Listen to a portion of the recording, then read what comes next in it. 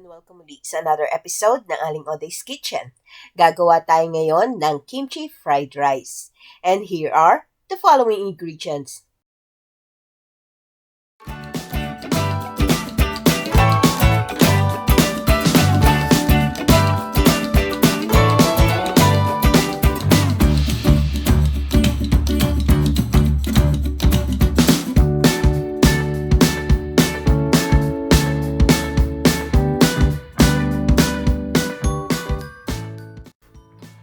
First step, mag-preheat lang tayo ng oil dito sa ating pan at ipiprito lang natin yung eggs.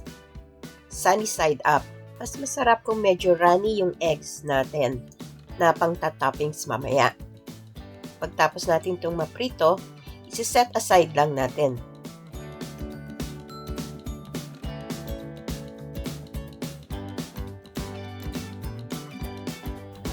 Then, continue lang natin yung pagprito ng iba pang eggs.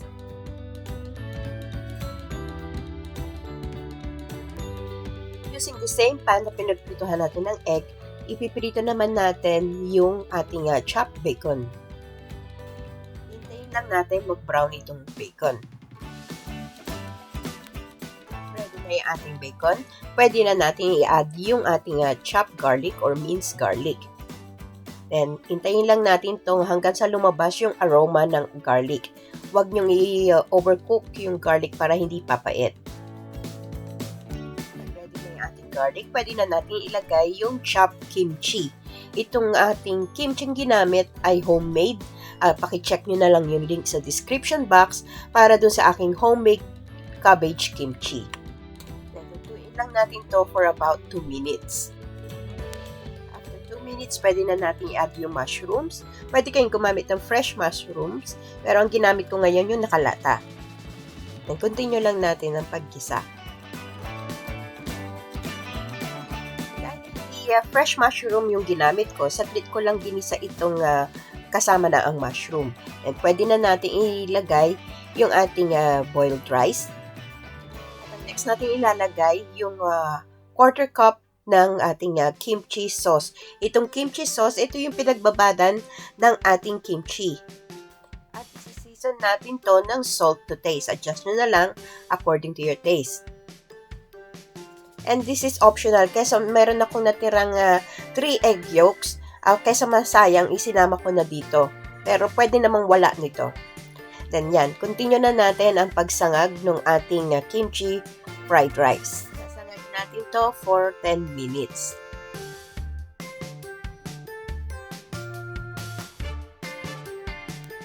Then pwede na natin i-add yung ating chili paste. Yung Gochujang. I don't know if I pronounce it right. Depende sa inyo kung gaano karami ang gusto nyong ilagay ng chili paste. Depende sa anghang na gusto nyo. So, naglagay lang ako ng 1 tablespoon and then continue lang natin ang pagsangag hanggang ma-distribute yung ating chili paste. And lastly, i-add na natin yung 1 tablespoon ng toasted sesame oil.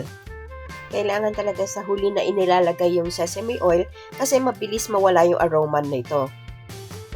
After 2 minutes natin ilagay yung sesame oil, pwede na natin to i-switch off at ita-transfer na natin to sa ating serving bowl at magpe-plating na tayo.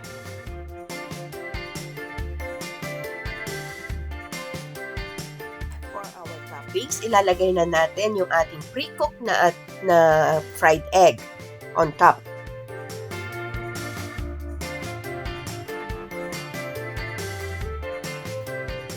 Garnish natin to ng chopped spring onions.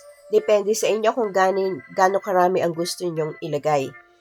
Next natin ilalagay yung ating slice or chopped seaweeds. Ito yung nori sheets na ginagamit sa sushi. And lastly, gagarnish na natin to ng toasted sesame seeds. And there you have it, our quick and easy kimchi fried rice. Recipe na ito and share it with your friends. Don't forget to give us a thumbs up and subscribe to my channel. Ako po si Aling Oday. Magkita-kita ulit tayo sa aking susunod na video. Salamat! Bye!